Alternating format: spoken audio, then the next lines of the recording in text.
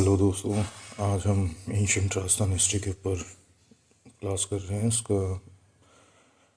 इसकी शुरुआत करते हैं। पहले इसको हम समझेंगे कि हमने कैसे हिस्ट्री को टाइम पीरियड में बांटा हुआ है। तो हमने बांटा हुआ है पहला टाइम पीरियड स्टोन एज का, उसके बाद कॉपर एज का, और फिर ब्रॉन्ज जिसमें हमने टिन मिला लिया कॉपर में, और फिर ब्रॉन्ज का हो गया। फिर आयरन एज जो रिवॉल्यूशनरी एज माना जाता है। फिर उसके बाद महाजनपद काल, फिर मौर्य काल, फिर मौर्योत्तर काल, फिर गुप्त काल, फिर गुप्तोत्तर काल, जिसको पूर्व मध्य काल, राजपूत काल या त्रिपक्षीय संघर्ष काल भी कहते हैं। तो इस तरीके से हमने हिस्ट्री को बांटा हुआ है टाइम पीरियड के अंदर। और अब हम पढ़ेंगे पहला टाइम पीरियड स्टोन एज का। स्टोन एज के बारे में हम पढ़ने से पहले हम ये देखते हैं कि फादर ऑफ आर्कियोलॉजी हमारे कार्लाइल थे। राजस्थान के फादर ऑफ आर्कियोलॉजी कार्लाइल कहलाते हैं। कार्लाइल ने 1870 में राजस्थान में सीए हैकेट को भेजा, और सीए हैकेट ने जयपुर और इंद्रगढ़ से हैंडेक्स जो कि स्टोन की थी उसे ढूंढा, और फिर झालावाड़ से सटनकर को ऐसी स्टोन हैंडेक्स मिली, और बी ऑल्चिन को जालोर से। इस स्टोन एज का कोई प्रोमिनेंट सेंटर था तो बागोर था, जो कि भीलवाड़ा के अंदर था। इसको राजस्थान की प्राचीन सभ्यताओं का पालना यानी क्रेडल कहते हैं, क्योंकि ये सबसे पहली संस्कृति थी, इसलिए इसको क्रेडल कहते हैं संस्कृतियों का। इसको आदिम संस्कृति का संग्रहालय भी इसीलिए कहते हैं। ये 5000 से 8000 बीसी की एक साइट है, और इसके एक्सकेवेटर थे वीरेंद्रनाथ मिश्र। इन्हें एक महासतिया नामक स्थान से इन्होंने एक्सकेवेशन चालू किया। ये एक्सकेवेशन 1967 से 69 के बीच में चला। इन्हें एक्सकेवेशन से माइक्रोलिथ्स मिले यानी लघु पाषाण उपकरण। इसके अलावा पशुपालन के, कृषि के और तांबे की छेद वाली सुई मिली, जो कि कॉपर एज के सेंटर के संकेत देती है।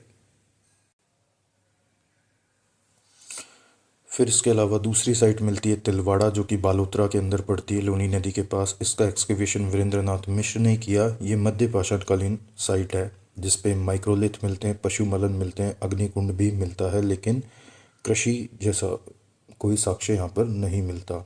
एक चीज़ हाँ, यहाँ पर अग्निकुंड जरूर मिलते हैं।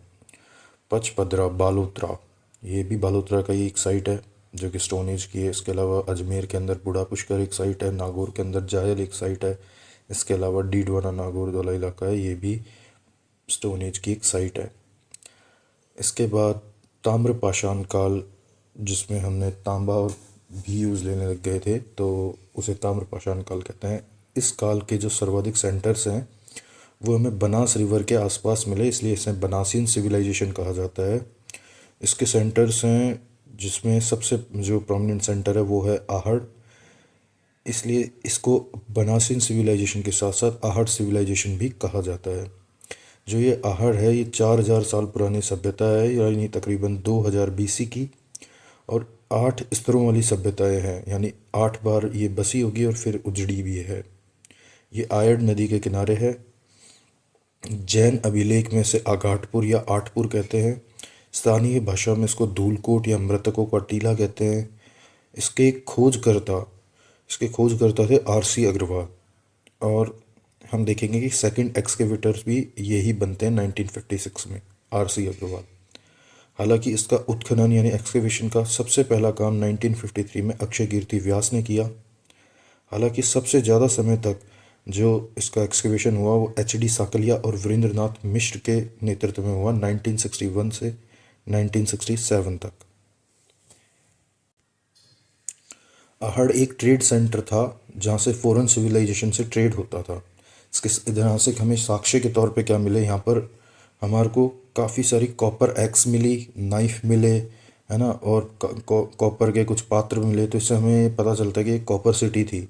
यहाँ पर रंगाई छपाई के ठप्पे मिले, यानी प्रिंटिंग और क्राफ्टिंग के, डाइंग के, है ना, इंडस्ट्री के यहाँ पर मतलब साक्ष्य मिलते हैं। इसके अलावा बाट मिलते हैं माप तोल करने के लिए। लार्जवद मनके मिलते हैं। लार्जवद मनके वो मनके होते हैं जो नीले रंग के पत्थर से बनते हैं, एक स्पेशल नीले रंग का पत्थर जिसे लेपिस लाजुली कहते हैं, और ये अफ़गानिस्तान के अंदर पाया जाता है, यानी आहड़ का अफ़गानिस्तान से भी संबंध बताया जाता है।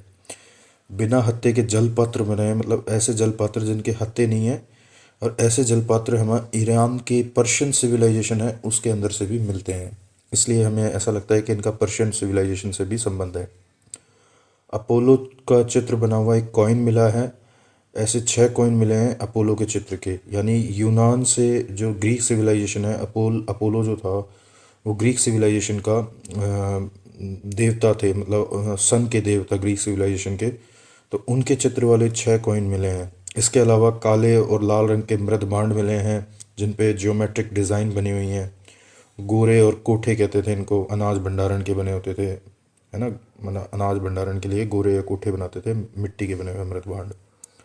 इसके अलावा बुल टेराकोटा मिला है जिसको बनासियन बुल कहते हैं, क्योंकि ये एक ऐसी मूर्ति है जो लगभग लगभग बनास के सभी साइट से मिली है, तो इसको बनासियन बुल नाम इसको दे दिया गया। ये भी मिट्टी की बनी हुई थी, बुल टेराकोटा। मकान जो थे यहाँ पर कच्ची ईंटों के बने थे, जिसको अंदर ईंटों को मजबूती मतलब कड़कनेस देने के लिए क्वार्ट्ज मिलाई जाती थी, यानी बजरी। हालांकि मकानों की जो नींव होती थी वो स्टोन से ही भरी जाती थी, जैसा कि आज होता है कि नींव स्टोन से और दीवार ईंटों से बनाई जाती है, वैसा ही कुछ। लेकिन ईंटें कच्ची ईंट होती थी जिसमें बजरी मिलाई जाती थी। शव जो दफनाते थे उसके साथ आभूषण भी दफनाते थे।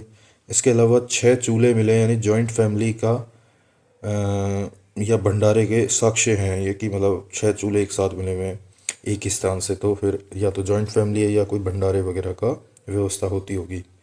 2 मुँहा चूल्हा भी मिला है, मतलब दो दो मुँह वाले चूहे मिले हैं, चूल्हे मिले हैं।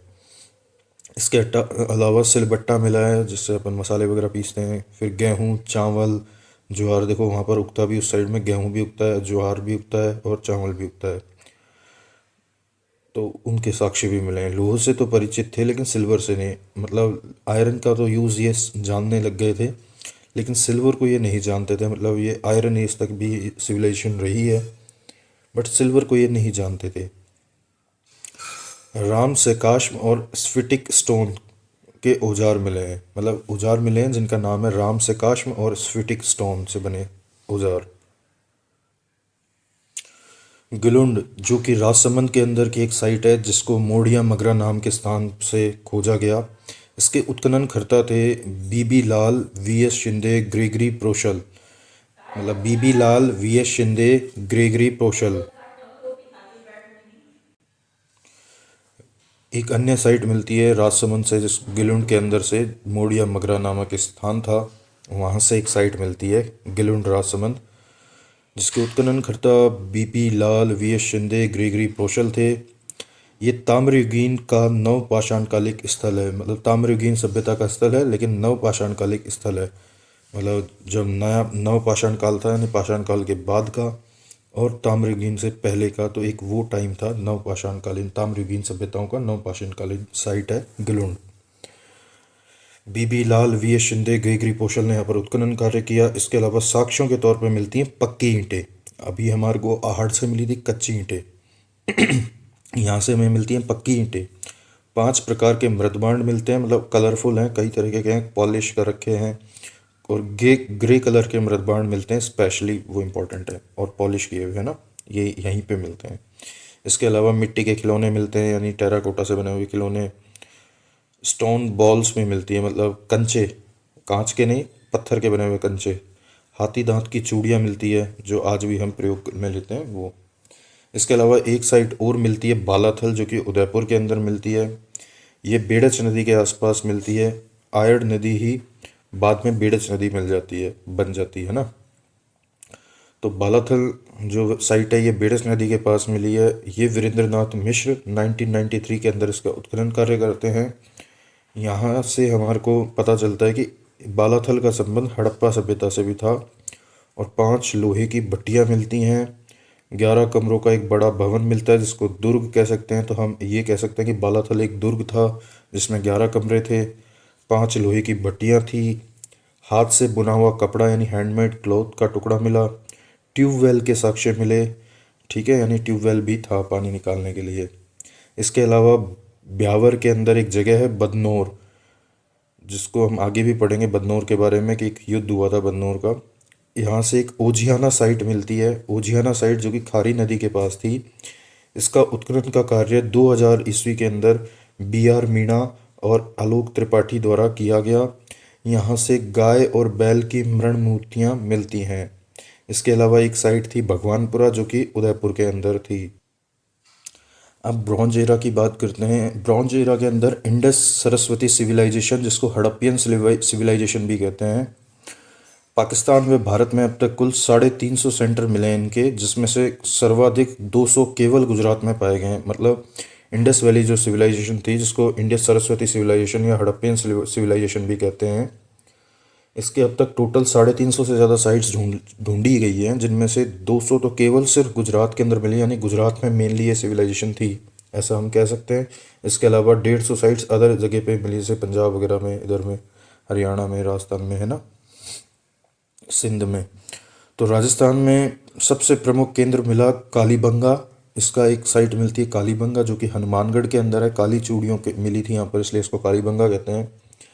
कहते हैं कि स्वतंत्र भारत में सबसे पहले कोई साइट खोजी गई थी ना, वो कालीबंगा ही थी, क्योंकि आज़ादी से पहले हमने हड़प्पा और मोहनजोदड़ो साइट को ढूंढा था, जो कि पाकिस्तान में चली गई। इंडिया के लिए कोई साइट नहीं थी, तो हमने जब भारत आज़ाद हुआ तो वो साइट तो पाकिस्तान के पास चली गई, तो हमें इंडिया के लिए भी कोई साइट ढूंढनी थी, तो हमने कालीबंगा ढूंढा था सबसे पहले, जो कि हनुमानगढ़ डिस्ट्रिक्ट के अंदर है।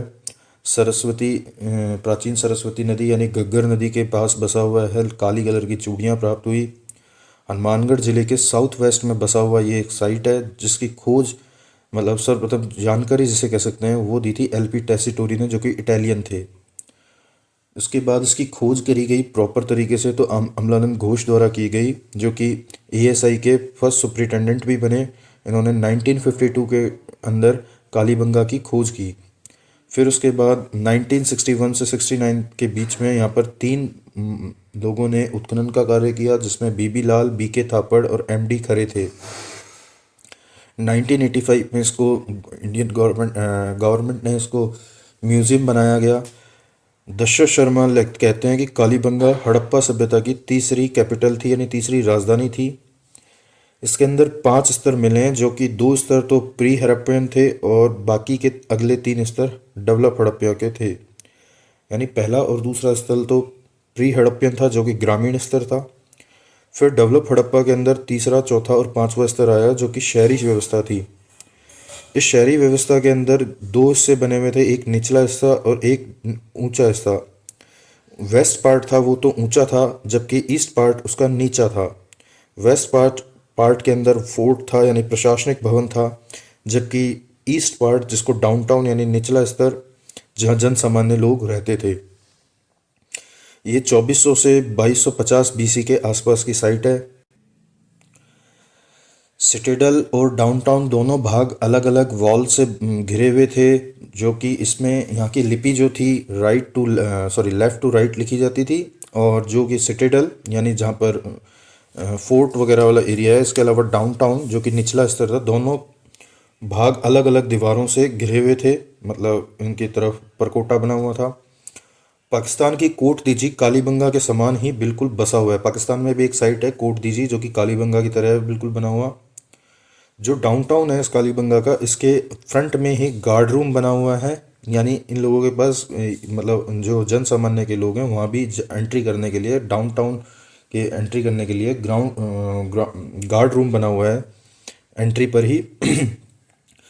कालीबंगा खुद हनुमानगढ़ के साउथ वेस्ट में बसा हुआ है, जबकि कालीबंगा के साउथ ईस्ट दिशा के अंदर जुते हुए खेतों का साक्ष्य प्राप्त हुआ है। मतलब कालीबंगा खुद तो साउथ वेस्ट ऑफ हनुमानगढ़ है, हनुमानगढ़ डिस्ट्रिक्ट के साउथ वेस्ट में है कालीबंगा, और कालीबंगा के साउथ ईस्ट के अंदर जुते हुए खेतों के साक्ष्य मिले हैं, जिसमें एक साथ 2 फसलें उगाने का साक्ष्य मिलते हैं, जिसमें गेहूँ, जौ, चना, बाजरा और सरसों के साक्ष्य मिलते हैं।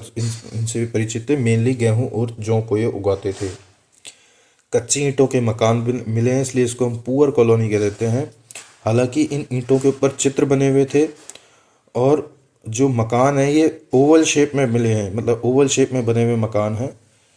लकड़ी की नालियाँ मिली हैं, जिसकी जो, और लकड़ी की ही ये छतें बनाते थे, मतलब घर बनाया कच्ची ईंटों का और उसकी छत बनाई लकड़ी की और नालियाँ भी बनाई लकड़ी की। ये जो नालियाँ थी ये ढकी हुई होती थी।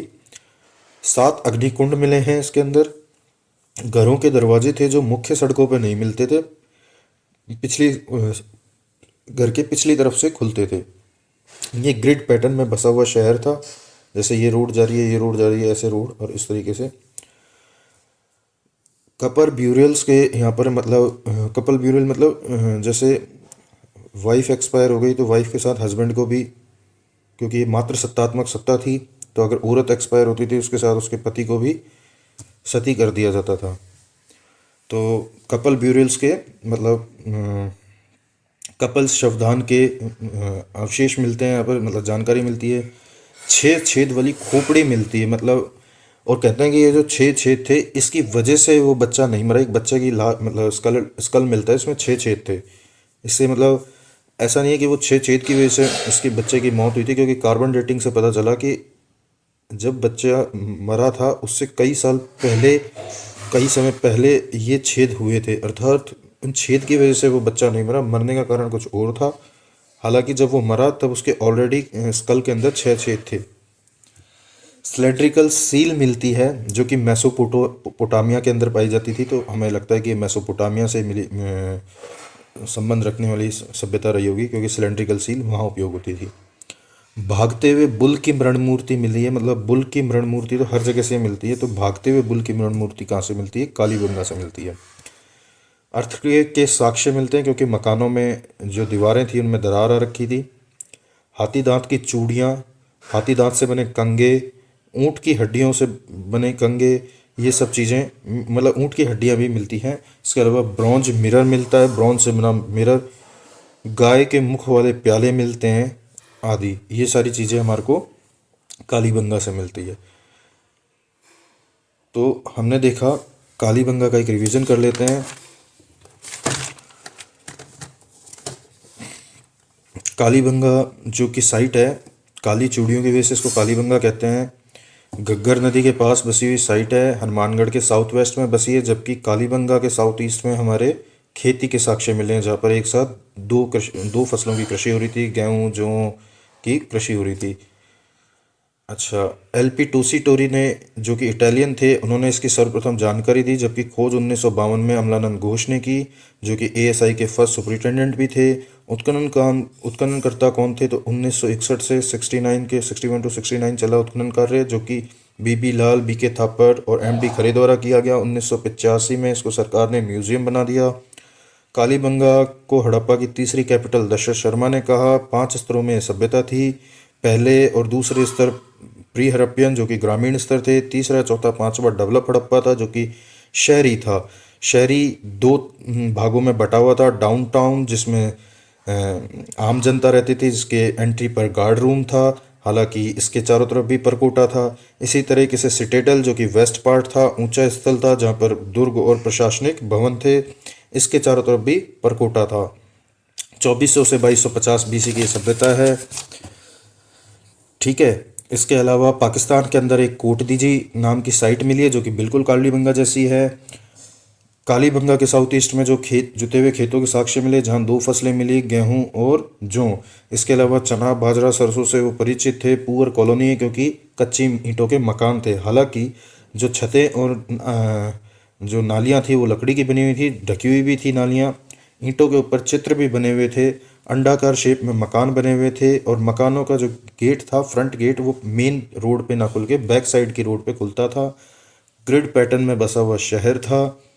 इसके अलावा 6 छेद वाली खोपड़ी मिलती है, सिलेंड्रिकल सील मिलती है मेसोपोटामिया वाली, और भागते हुए बुल की मृण मूर्ति, अर्थक्वेक के साक्ष्य, हाथी दांत की चूड़ी व कंगे, इसके अलावा ऊँट की हड्डियाँ, ब्रॉन्ज मिरर, गोमुख वाले प्याले, कपल ब्यूरल्स का यहाँ पर अवशेष मिलते हैं। और कहते हैं कि मात्र सत्तात्मक सत्ता थी, अर्थात ये होता होगा कि पत्नी एक्सपायर और पति भी सल्टा दिया।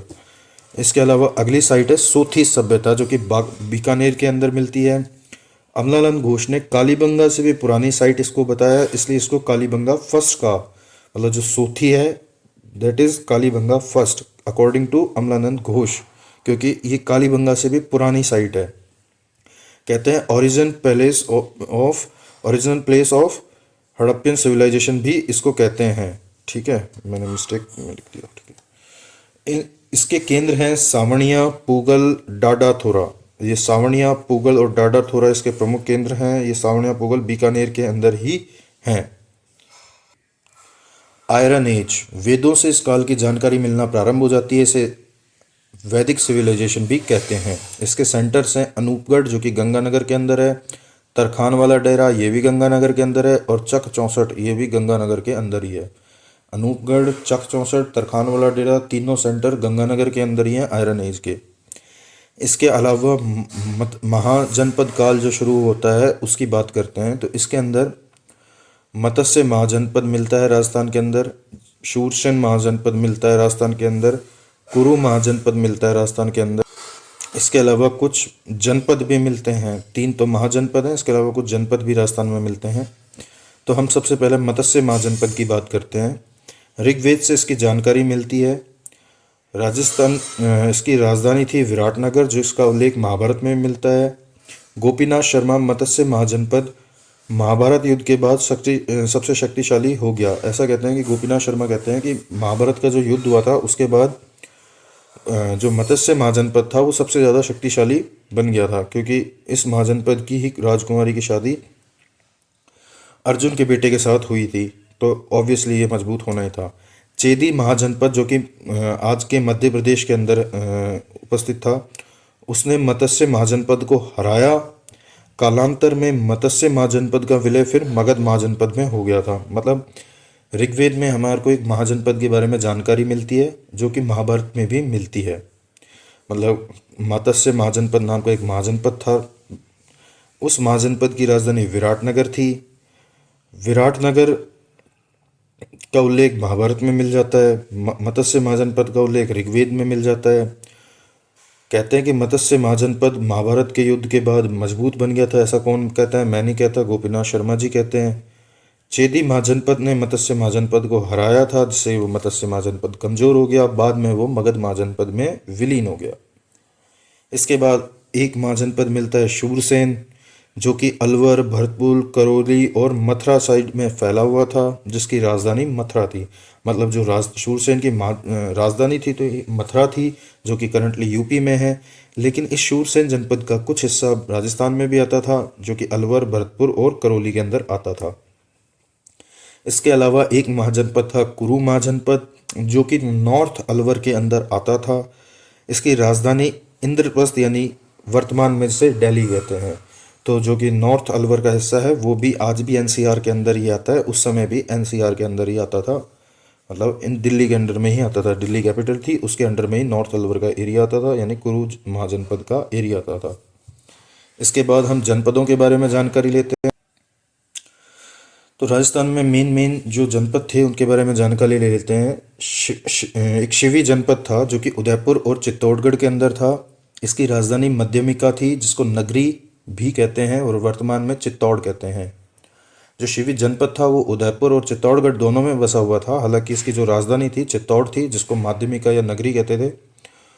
इसकी जो खोज थी कार्लाइल ने की थी, और इसका first excavated site of Rajasthan भी इसे कहते हैं। देखो, खोजी गई जो पहली साइट थी वो कालीबंगा थी पूरे इंडिया में, लेकिन first excavated site of Rajasthan, India नहीं ओनली राजस्थान, जो थी वो थी माध्यमिका ही थी, जो कि शिवी जनपद की राजधानी थी।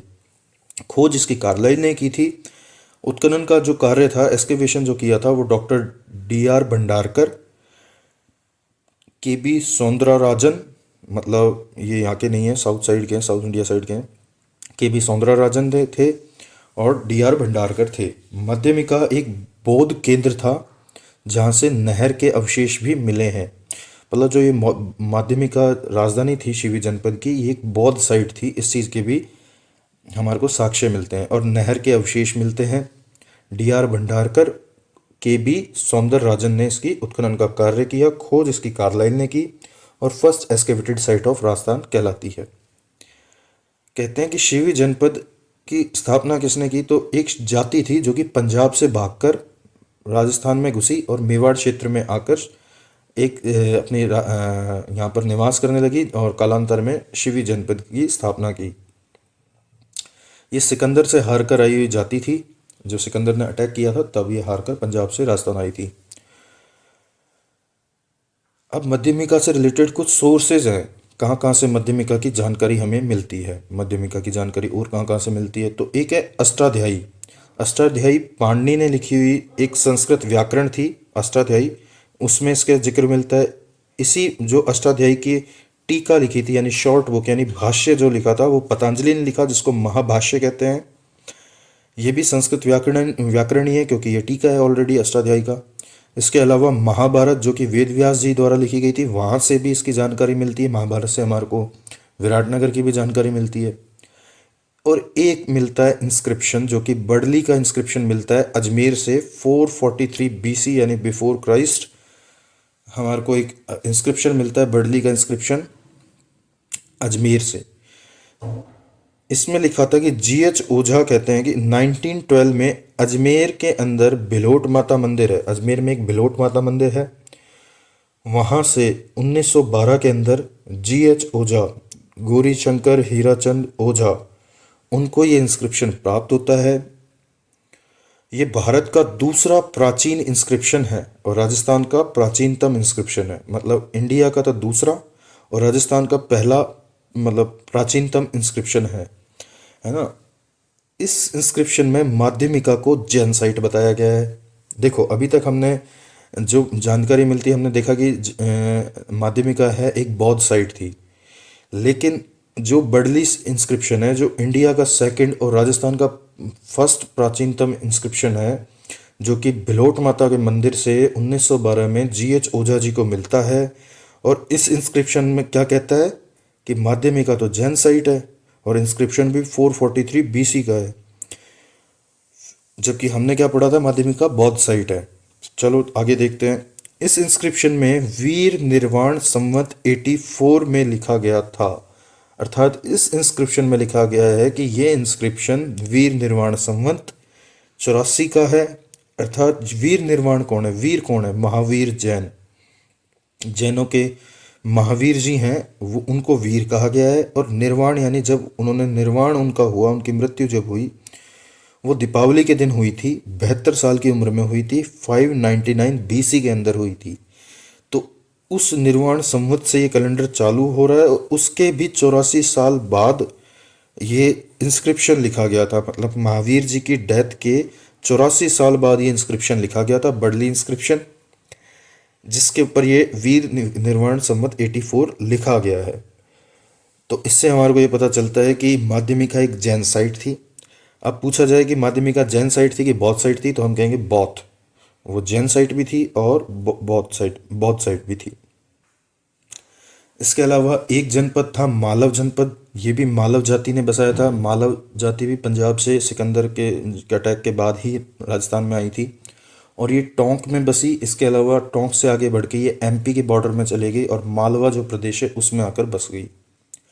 जो मालवा प्रदेश है ये काफ़ी बड़ा प्रदेश है, पंजाब में भी आता है, अपने एमपी में भी आ रहा है। तो ये जो मालवा प्रदेश है मालवा जाति के नाम पर बसा हुआ इलाका है, इसलिए मालवा प्रदेश कहलाता है। तो मालव जाति सिकंदर से हारती है और पंजाब से राजस्थान और एमपी की तरफ बढ़ती है। राजस्थान के टोंक और जयपुर के अंदर ये अपना क्षेत्र बसाती है। मेनली इसके जो प्रोमिनेंट सेंटर था वो नगर था, जो कि टोंक का भाग है, उसके अंदर ये मेनली बसे थे, वही इनकी कैपिटल थी। महाभारत में इस जो नगर साइट है, जो कि टोंक की नगर एक साइट है जो कि राजधानी थी मालव जनपद की, महाभारत में इसको कारकोट नगर कहा गया है। कारकोट नगर, इसी नगर को कहा गया है कारकोट नगर, मतलब नगर को कहा कारकोट नगर। नगर है टोंक के अंदर और ये राजधानी थी मालव जनपद की। मालव जनपद जो कि टोंक और जयपुर में फैला हुआ था।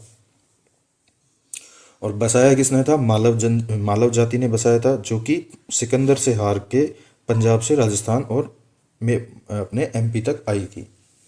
इस सभ्यता को खेड़ा सभ्यता भी कहा जाता है, क्योंकि गांव खेड़े की वजह से इसको खेड़ा सभ्यता, क्योंकि ये मतलब रूरल सभ्यता थी, सोसाइटी थी, तो इसको खेड़ा सभ्यता, गांव खेड़े की वजह से खेड़ा सभ्यता भी कहा जाता था। राजस्थान में इसका सर्वाधिक सिक्के मालव जनपद से ही प्राप्त हुए थे। मतलब मालव जो जनपद का पहले हम देखते हैं, इसका उत्खनन कार्य कैलाश चंद्र पुरी ने करा था। कैलाशनाथ पुरी ने इसका उत्खनन किया और पाया कि राजस्थान में सर्वाधिक सिक्के अगर किसी जनपद से प्राप्त हुए तो वो मालव जनपद था।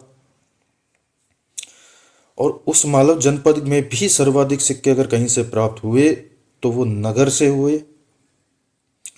रैंड टोंक से प्राप्त हुए, कहते हैं कि 6,000 मालव सिक्के प्राप्त हुए यहाँ से। ठीक है।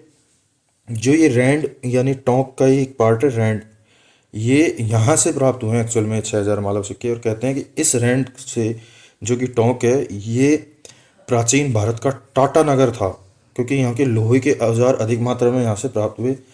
आयरन से बने हुए यहाँ पर औजार मिले हैं प्रचुर मात्रा में, इसलिए इसको क्या कहते हैं, प्राचीन भारत का टाटा नगर कहते हैं रैंड को, जो कि टोंक के अंदर बसा हुआ है। और ढील एक नदी है वहाँ पर, उस नदी के किनारे बसा हुआ है।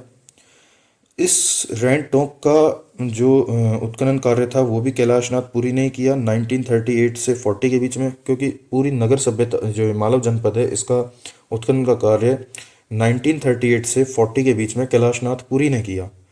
रैंड इसी मालव जनपद की एक साइट है, जो कि नगर के अंदर, नगर तो इसकी कैपिटल है, और इसी के अंदर एक रैंड एक साइट है जहाँ से हमारे को 6,000 मालव सिक्के मिलते हैं। प्रचुर मात्रा में आयरन के औजार मिलते हैं, तो इसलिए हम उसको प्राचीन भारत का टाटा नगर भी कहते हैं। एशिया में सर्वाधिक कॉइन इधर से प्राप्त होते हैं, इस रैंड से सर्वाधिक कॉइन प्राप्त होते हैं। कौन से कॉइन? आहत चांदी की मुद्राएं, 3,000 आहत चांदी की मुद्राएं प्राप्त होती हैं। पूरे एशिया में इतनी ज़्यादा आहत चांदी की मुद्राएं किसी भी एरिया से प्राप्त नहीं हुई, ओनली रैंड से हुई। इसलिए रैंड जो है इसको दो चीज़ के लिए फेमस हो गया। एक तो एशिया में सर्वाधिक चांदी की मुद्राएं कहाँ से प्राप्त हुई, तो रैंड जो कि टोंक का हिस्सा है, ढील नदी के पास है, प्राचीन भारत का टाटा नगर कहते थे।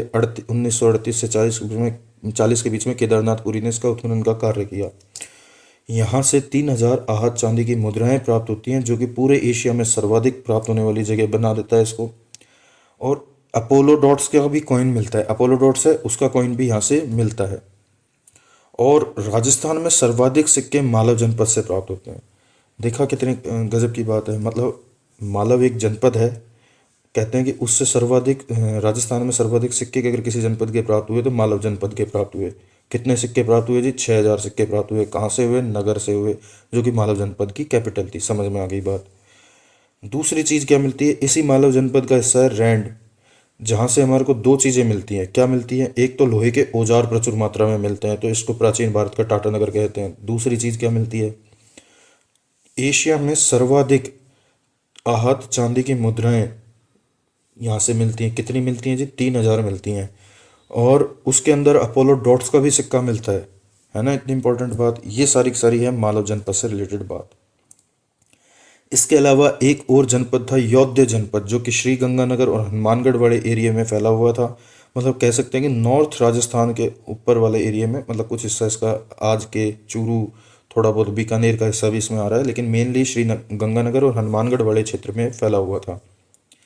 कहते हैं कि कुषाणों की शक्ति को अगर पंजाब से राजस्थान में बढ़ने से रोका तो इन्होंने ही रोका। मतलब कुषाण जो थे, हमने पढ़ा था हूण कुषाण वगैरह के बारे में हमने पढ़ा हुआ है। जो ये कुषाण जाति थी, उनकी शक्ति बहुत पावरफुल हो गए थे कुषाण, तो उनकी शक्ति को पंजाब में वो रूल कर रहे थे। अब पंजाब से उनको राजस्थान में बढ़ने से अगर किसी जाति ने रोका, वो योध्य जनजाति ही थी या योध्य जाति थी। कालांतर में इन्हीं को जोध्य और फिर जोइया कहा गया। आज की डेट में ये हिंदू और मुस्लिम दोनों धर्म के अंदर पाए जाते हैं। तो ये जो योध्य जनपद था, इन योद्धियों ने ही कुषाणों की शक्ति को राजस्थान में बढ़ने से रोका। हालांकि यही योध्य जाति पंजाब से भागकर आई थी कब? जब सिकंदर ने आक्रमण किया था पंजाब पे, तब ये योद्धे भी मालव, शिवी इनके साथ भाग, शाल, अर्जुनन इनके साथ भाग भाग के राजस्थान आई थी। ठीक है। अब हमने पढ़ा कि कुषाणों की शक्ति को पंजाब से राजस्थान में बढ़ने से रोका। ये बात की जानकारी कहाँ से मिलती है? तो जूनागढ़ इंस्क्रिप्शन है, जो कि गुजरात के अंदर मिलता है। गिरनार नामक एक जगह, गुजरात में एक जगह है गिरनार, वहाँ से हमारे को एक जूनागढ़ इंस्क्रिप्शन मिलता है। गिरनार से मिलता है इसलिए इसको हम गिरनार इंस्क्रिप्शन भी कहते हैं। ये इंस्क्रिप्शन एक शक राजा, शक एक जाति थी ना, शक शीथियन पढ़े, तो उसी शक राजा रुद्र दामन का लगाया हुआ इंस्क्रिप्शन है। रुद्र दामन कहता है कि योद्धियों ने कुषाणों को पंजाब से राजस्थान में एंट्री करने से रोका। अच्छा हुआ योद्धियों ने उनको वहीं रोक लिया, वरना उनको मैं पीटता, है ना, क्योंकि शक और कुषाणों की बनती नहीं थी। तो वो कहता है कि मैं उनको ठुकाई बनाता। लेकिन चलो योद्धियों ने ही बना दिया तो आज से मैं उनको वीर की उपाधि देता हूँ। तो फिर वो रुद्रदामन योद्धियों को कौन सी उपाधि देता है? वीर। और ये जो इंस्क्रिप्शन है, जूनागढ़ इंस्क्रिप्शन, जिसे गिरनार इंस्क्रिप्शन भी कहते हैं, गुजरात से मिला शक राजा रुद्रदामन का इंस्क्रिप्शन है, जिसके अंदर वो योद्धियों को वीर की उपाधि देता है। ये इंस्क्रिप्शन संस्कृत भाषा के अंदर लिखा गया इंस्क्रिप्शन है। और गिरनार के पास एक झील है, सुदर्शन झील, उस झील के पास ये लगा हुआ है।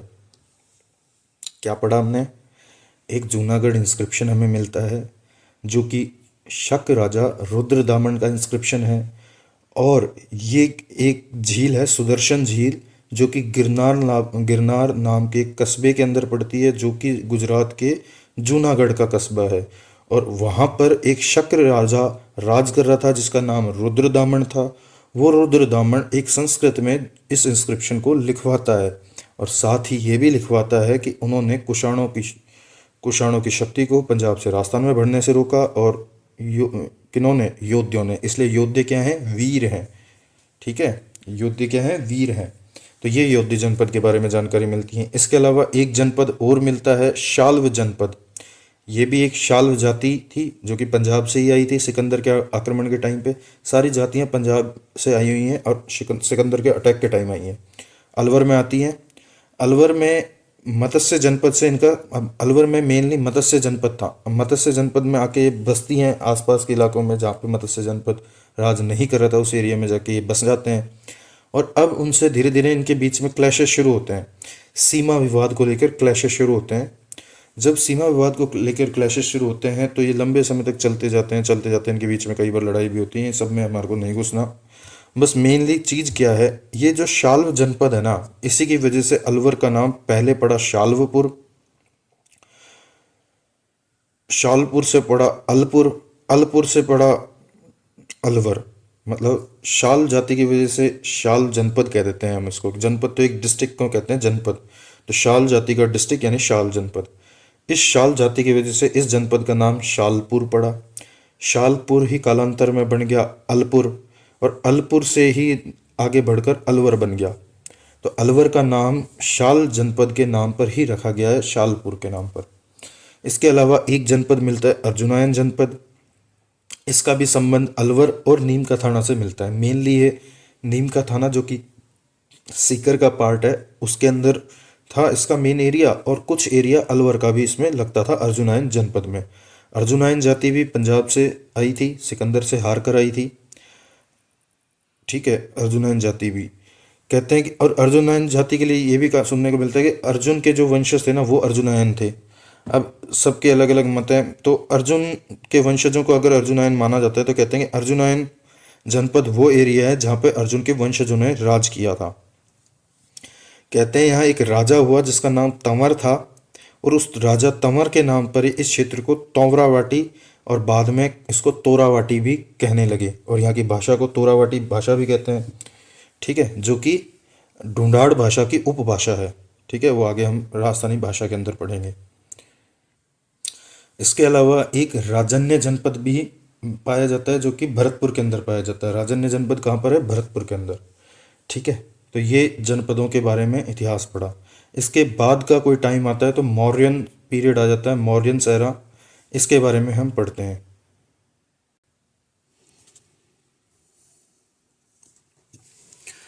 अब हम पढ़ेंगे मौर्यन एरा के बारे में। बैराठ एक मौर्यन एरा की प्रोमिनेंट साइट है जो कि कोटपुतली बहरोड के अंदर पाई गई। इसकी राजधानी थी विराटनगर। ठीक है, मतलब ये मत्स्य जनपद की राजधानी विराटनगर थी।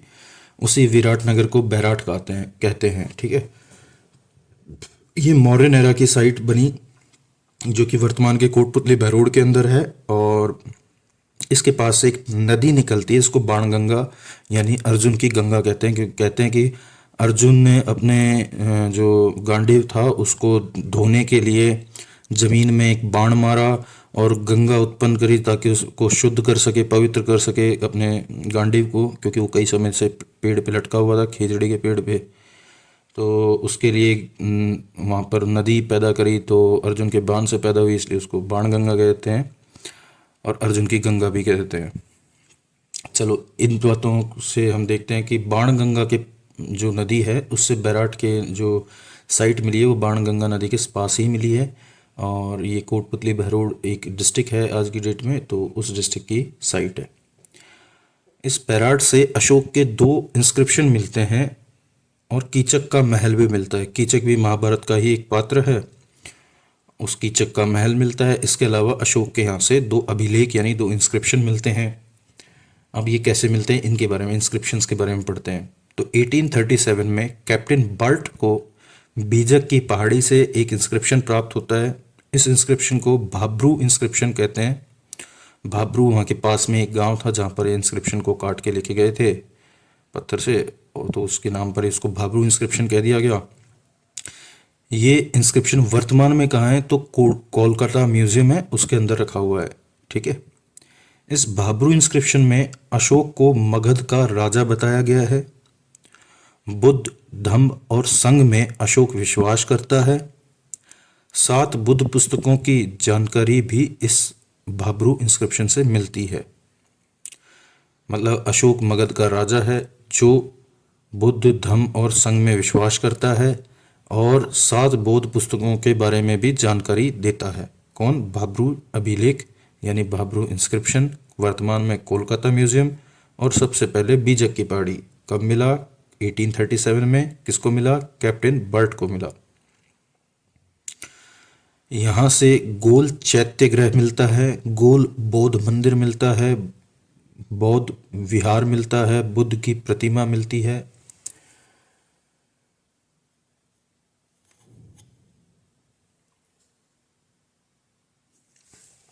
मतलब गोल चैत्य गृह, गोल बौद्ध मंदिर, बुद्ध विहार मतलब बौद्ध विहार और बुद्ध की प्रतिमा। मतलब एक तो बुद्ध की प्रतिमा मिल गई है ना, इसके अलावा बौद्ध विहार मिलता है, गोल बौद्ध मंदिर मिलता है, मतलब बौद्ध की प्रतिमा, बौद्ध का मंदिर मिल गया गोल कलर का, और गोल चैत्य गृह भी मिलता है ना। इसके अलावा त्रिरत्न का चक्र भी मिलता है, 3 रत्नों से बना हुआ चक्र, त्रिरत्न चक्र।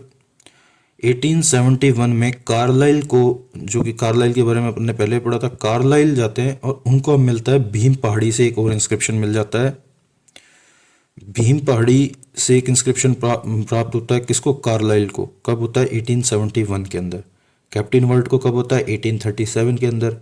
कहाँ से? बीजक की पहाड़ी से। और कार्लाइल को कहाँ से मिलता है? भीम पहाड़ी से। कब मिलता है? 1871 में मिलता है। भीम पहाड़ी पर के पास में ही भीमताल जलाशय बना हुआ है। भीमताल जलाशय के लिए कहा जाता है कि भीम ने अपनी लात मारकर इस जलाशय को बनाया था, इसलिए भीमताल जलाशय कह देते हैं इसको। याद करने के लिए सिर्फ इतना ही है कि भीमताल जलाशय कहाँ पर है? भीम पहाड़ी के पास बना हुआ है। इसी भीम पहाड़ी से 1871 के अंदर कार्लाइल को एक इंस्क्रिप्शन प्राप्त होता है। ठीक है। हुएनसेंग के बारे में हम पढ़ते हैं कि उसने बैराठ की यात्रा की थी। एक्चुअल में हुएनसेंग जो था ये चाइनीज़ था और ये भीनमाल आया था किसी टाइम पढ़ने के लिए। भीनमाल जो कि माघ ऋषि की जन्मस्थली है। भीनमाल एक अच्छा प्राचीन समय में पढ़ने की जगह हुआ करती थी, एजुकेशन का हब था भीनमाल। तो भीनमाल ये पढ़ने आया था, तो ये भीनमाल की भी यात्रा करता है, गुर्जर प्रतिहारों के बारे में स्टेटमेंट्स देता है कि गुर्जर प्रतिहारों को किसी जगह पर क्षत्रिय लिखता है ना। तो ये वही हुएनसांग है। ये इसने बैराठ की भी यात्रा की थी उसी टाइम पीरियड में। और जब ये बैराठ की यात्रा करता है तो उस बैराठ को नाम अपनी भाषा में बोलता है पीलो योतोलो। किसको कहता है? बैराठ को कहता है। यहाँ पर 8 बौद्ध मठों के होने की बात भी कहता है कि यहाँ पर 8 बौद्ध मठ थे। ठीक है। इन 8 बौद्ध मठों को हूण शासक मिहिरकुल ने नष्ट किया था। हूण एक जाति थी, हमने अभी पढ़ा था कि हूण, जैसे शकों के बारे में पढ़ा, शीथियंस के बारे में पढ़ा है, कुषाणों के बारे में सुना, अब हम हूणों के बारे में पढ़ें। ये भी एक विदेशी जाति थी। तो हूण जो थे ना ये महादेव के भक्त थे। विदेशी जाति भी कहते हैं, हिस्ट्री के अंदर बहुत से गुंचे हैं इनको, और ये महादेव के भक्त भी थे। ऐसे शकों को विदेशी कहते हैं पर नाम उनके तुम्हारे वालों को फेल करते हैं। तो 8 बौद्ध मठ मिलते हैं यहाँ पर। किसको? हुएनसांग को, और जिसे हूण शासक मिहिरकुल ने नष्ट किया था। बैराठ के बैल तथा भेड़ प्रसिद्ध बताए कि यहाँ के जो बैल और भेड़ होती थी बैराठ की वो बहुत मानी जानी होती थी। आज भी हम देखेंगे तो नागौर के बैल बहुत प्रसिद्ध हैं, लेकिन उस समय के अंदर बैराठ जो है वहाँ के बैल बहुत प्रसिद्ध थे। इसके अलावा वहाँ की भेड़ भी प्रसिद्ध थी। यहाँ पर एक हैंडमेड क्लोथ भी मिला है, चित्रित जलाशय भी मिला है, मतलब एक जलाशय मिला है, भीमताल जलाशय जो मिला वो मिला। इसके अलावा एक चित्रित जलाशय मिला है जिस पर चित्र बने हुए हैं, ठीक है। हैंडमेड क्लोथ भी मिला है यहाँ से, ठीक है, जो कि हमारे को बालाथल से भी मिला था हैंडमेड क्लोथ। बैराठ के बैल और भेड़ बहुत प्रसिद्ध थे। किसने बताया? ह्वेनसांग ने बताया। 8 बौद्ध मठों की जानकारी किसने दी? ह्वेनसांग ने दी। पीलो योतोलो बैराठ का नाम किसने रखा? ह्वेनसांग ने रखा। इन 8 बौद्ध मठों को किसने तोड़ा? मीरकुल ने नष्ट किया। भीम पहाड़ी से कार्लाइल 1871 इंस्क्रिप्शन ढूंढता है, वहाँ पर भीमताल जलाशय भी पाया जाता है, ठीक है। जयपुर महाराजा राम सिंह सेकंड के शासनकाल में इसका उत्खनन कार्य किया जाता है। सबसे पहले एक बार उत्खनन कार्य इसका किया जाता है राम सिंह सेकंड के टाइम पे, जिसमें एक गोल्ड संदूक प्राप्त हुई जिसमें राख भरी हुई थी। कहते हैं कि ये बुद्ध के अवशेष हो सकते हैं। मतलब जयपुर के महाराजा थे राम सिंह सेकंड, जब उनके पता चलता है कि यहाँ पर कई सारी चीज़ें सुनने में आता है कि बैराठ में कोई प्राचीन सभ्यता बातें उठ रही थी उस टाइम पे, तो वो अपने शासनकाल के दौरान यहाँ पर उत्खनन कार्य करवाते हैं जयपुर राजघराना, क्योंकि जयपुर रियासत थी उस समय। तो उस उत्खनन के अंदर यहाँ पर एक सोने की बनी संदूक मिलती है, छोटी सी सोने की संदूक मिलती है। उस संदूक को खोल के देखा तो उसमें निकली राख। जब राख निकली ना तो सबने अंदेशा लगाया कि ये भगवान बुद्ध के अवशेष हो सकते हैं। तो फिर उसके बाद इसको बंटवाया भी गया, है ना, इस राख को, जो भी है वो अलग बातें हैं। यहाँ पर एक रॉक पेंटिंग भी प्राप्त होती है, मतलब एक रॉक पेंटिंग मिलती है बैराठ से जिसपे शंख लिपि लिखी हुई थी। इस बैराठ से मिली इस रॉक पेंटिंग पे शंख लिपि लिखी हुई थी। मिनांडर एक इंडो ग्रीक शासक था, उसके भी सिक्के मिलते हैं। कहते हैं उसके 16 सिक्के मिलते हैं यहाँ पर मिनांडर के। हालांकि टोटल 36 सिक्के मिलते हैं, जिसमें से 16 सिक्के सिर्फ मिनांडर के सिक्के थे, बाकी 20 अन्य सिक्के भी थे, पढ़ते हैं उनके बारे में। कहते हैं कि यहाँ पर 36 टोटल सिक्के मिले, जिसमें से 28 कॉइन तो इंडो ग्रीक थे।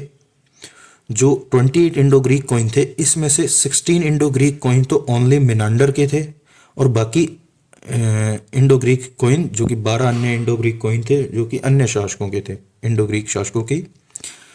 28 तो ये इंडो ग्रीक कॉइन्स हो गए। इसके अलावा 8 यहाँ पर पंचमार्क सिक्के मिलते हैं, 8 पंचमार्क सिक्के मिलते हैं। तो 28 और 8 36, टोटल सिक्के मिले 36।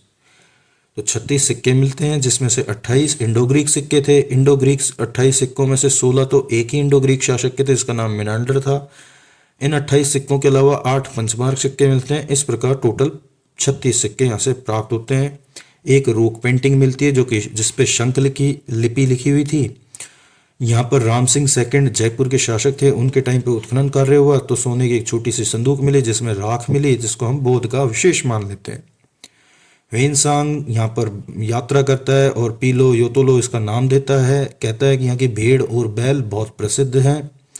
यहाँ पर से हैंडमेड क्लोथ मिलता है और चित्रित जलाशय के अवशेष मिलते हैं। ह्वेनसांग कहता है कि यहाँ पर 8 बौद्ध मठ थे जिनको हूण शासक मिहिरकुल ने नष्ट कर दिया।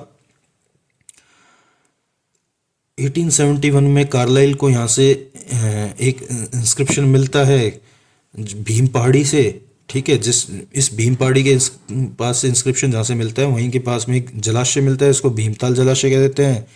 इससे पहले एक 1837 में कैप्टन बर्ट को बीजक की ढूंढ पहाड़ी से एक इंस्क्रिप्शन मिलता है जिसको भाबरू शिला गांव में रखा जाता है, तो इसलिए इसका नाम भाबरू शिलालेख रख दिया जाता है।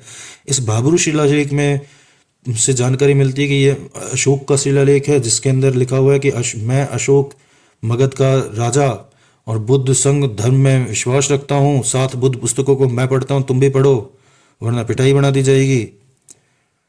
वर्तमान में ये शिलालेख कोलकाता म्यूजियम में रखा हुआ है। त्रिरत्न चक्र मिलता है। इसके अलावा गोल चैत्य मंदिर, गोल बौद्ध मंदिर, बौद्ध विहार, बुद्ध की प्रतिमा यहाँ से प्राप्त होती है, ठीक है। तो ये है बैराठ।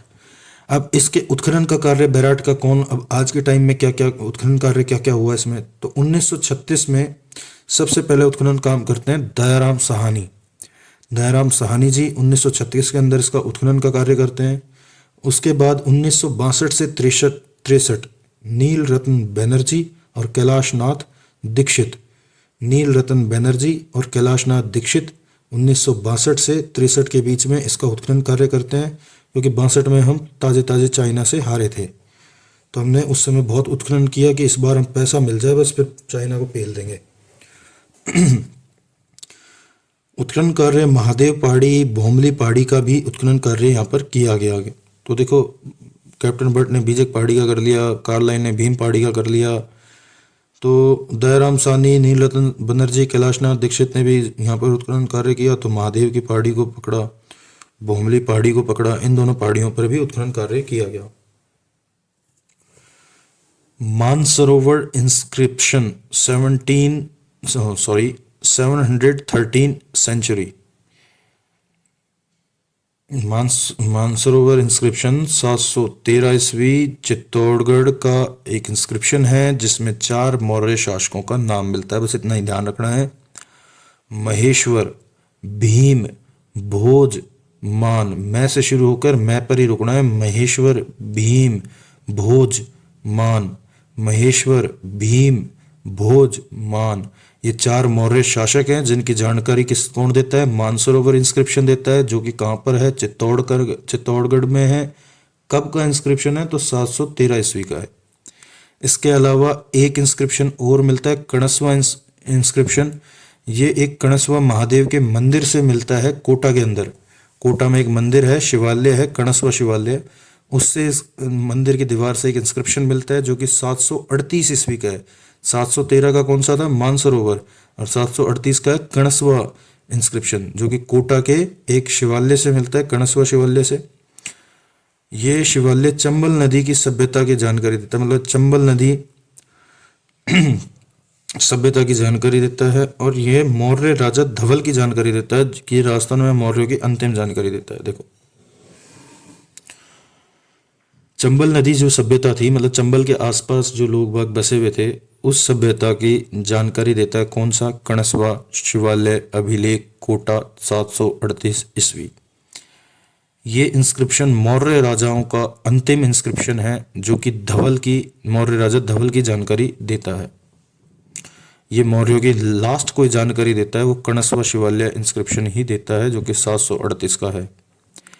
मौर्यंस खत्म हुए, इसके बाद खत्म तो क्या हुए, मतलब उनका अटैक, मतलब उनका जो रूलिंग था वो पूरी तरीके से खत्म नहीं हुआ, लेकिन ऑलमोस्ट खत्म हुआ था। तो उस काल को हमने मौर्योत्तर काल का, जब मौर्य जो मगध डायनेस्टी थी वापस टूट टूट के 12 टुकड़ों में बट गया था, उस काल की बात है। तो इंडो ग्रीक किंग मिनांडर वो माध्यमिका पर अटैक करता है इस टाइम पे। देखो, हमने पढ़ा था कि मिनांडर के कॉइन कहाँ से मिलते हैं? बैराट से।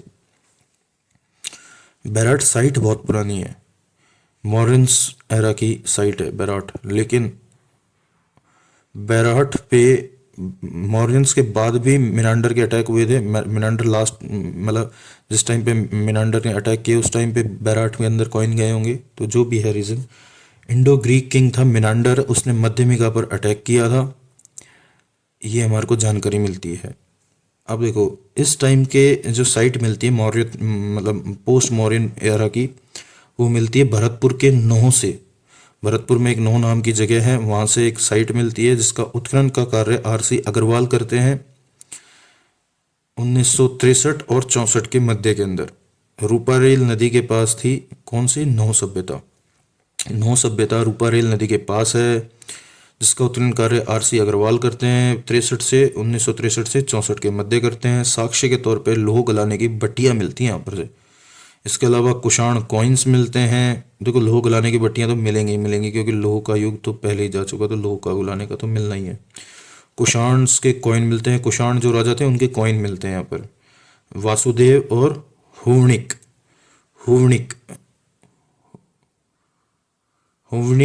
एक राजा था और एक वासुदेव नाम का राजा था। इन दोनों कुषाण राजाओं के कॉइन मिलते हैं। हुवनिक और वासुदेव के कॉइन कहाँ से मिलते हैं?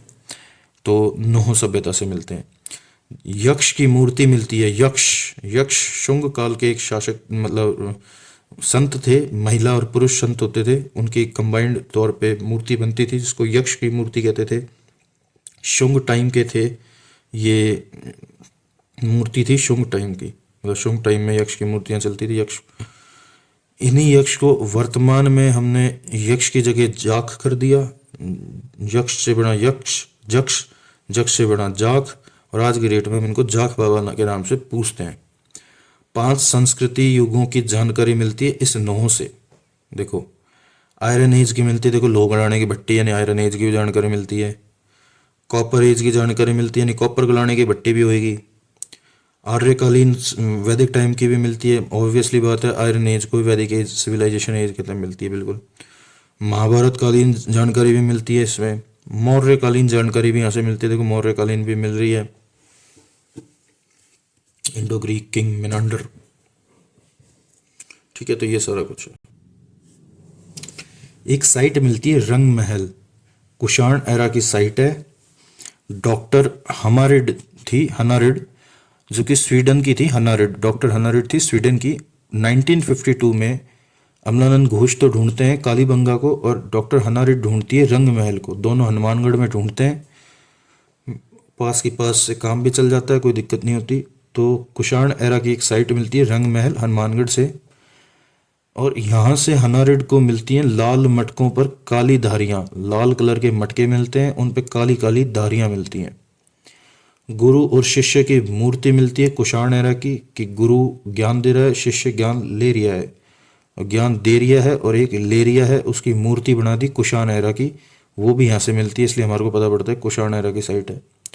गांधार शैली के प्रमाण मिलते हैं, गांधार शैली है ना, गांधार यानी अफगानिस्तान, वहाँ शैली के, उस शैली के प्रमाण भी मिलते हैं इस रंग महल से। चावल की खेती के प्रमाण भी मिलते हैं, पानी बहुत है जी, चावल उगता है बहुत, तो चावल की खेती के प्रमाण भी मिलते हैं। रंग महल, डॉक्टर हन्नारिड, 1952, स्वीडन, कुषाण एरा, गुरु शिष्य की मूर्ति, गांधार शैली, चावल खेती, लाल मटके, काली धारी, रंग महल कंप्लीट। अब गुप्ता एरा, बयाना, भरतपुर। बयाना एक साइट है गुप्ता एरा की, भरतपुर के अंदर। समुद्रगुप्त ने इस बयाना को जीता और विक्ट्री टावर का निर्माण करा। कहते हैं कि ये पहला विक्ट्री टावर है राजस्थान का। कुंभाड़ा तो दूसरा है, पहला विक्ट्री टावर किसने बनाया? समुद्रगुप्त ने बनाया। कहाँ पर? बयाना में। समुद्रगुप्त का एक सामंत था विष्णुवर्धन, जो कि वरिक वंश का था।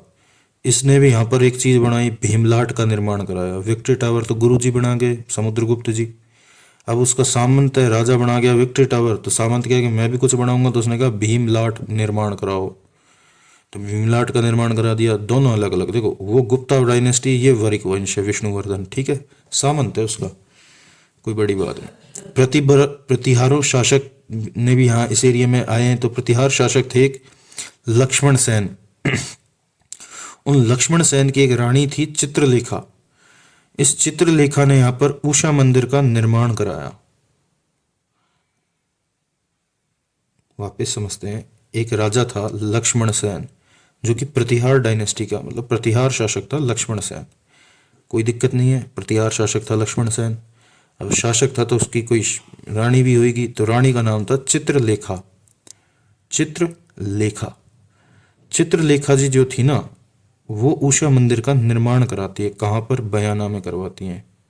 अब ये जो उषा मंदिर है, ये उषा मंदिर क्या है?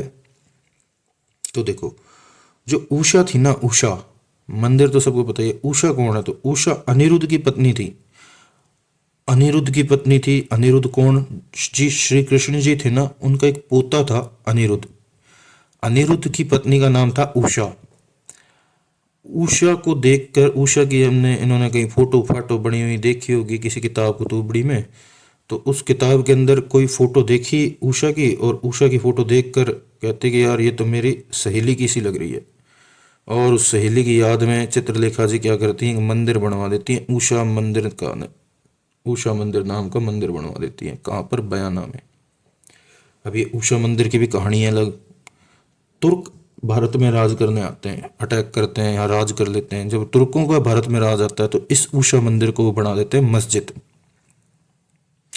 जब उषा मंदिर को तुर्क लोग मस्जिद बना देते हैं, तो जाटों के बात रास नहीं आती, क्योंकि जाट लैंड के अंदर तुम मंदिर को मस्जिद बना देते हो, तो फिर जाट क्या करते हैं, मस्जिद को फिर तोड़ते हैं और यहाँ बना देते हैं उषा मंदिर। देखो गलत बात है, मंदिर को तोड़ के मस्जिद बनाना भी गलत बात है, और मस्जिद को तोड़ के मंदिर बनाना भी गलत बात है।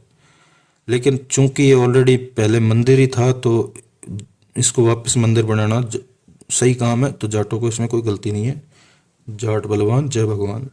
उषा मंदिर जो कि पहले मंदिर था, चित्रलेखा ने बनवाया। चित्रलेखा लक्ष्मण सेन की रानी थी। लक्ष्मण सेन एक खुद गुर्जर प्रतिहार शासक था। उस गुर्जर प्रतिहार शासक लक्ष्मण सेन की रानी चित्रलेखा ने उषा मंदिर का निर्माण कराया, और इस उषा मंदिर को तुर्कों ने तोड़ के मस्जिद, और मस्जिद को तोड़ के जाटों ने उषा मंदिर पुनः बना दिया। उषा कौन थी? तो अनिरुद्ध की पत्नी थी। अनिरुद्ध कौन था? तो श्री कृष्ण का पोता था, यानी पुत्र। फिर इसके अलावा है नगला छैल। नगला छैल भी बयाना का एक हिस्सा है। नगला छैल, उस नगला छैल के अंदर 1946 में भरतपुर के शासक थे बृजेंद्र सिंह जी। तो बृजेंद्र सिंह को पोलो का शौक था, वो पोलो खेल रहे थे। पोलो खेलते खेलते, और शिकार का भी शौक था, पोलो का भी शौक था। शिकार खेल रहे थे कि पोलो खेल रहे थे, जो भी कर रहे थे, शिकार के दौरान उन्हें एक मटका प्राप्त होता है, और उस मटका प्राप्त होता है जिसमें 1921 गुप्ता डायनेस्टी के कॉइन मिलते हैं। 1921 सन नहीं है, कॉइन्स की क्वांटिटी है, 1921 कॉइन्स मिलते हैं गुप्ता डायनेस्टी के। किनको मिलते हैं? बृजेंद्र सिंह को मिलते हैं एक मटके में।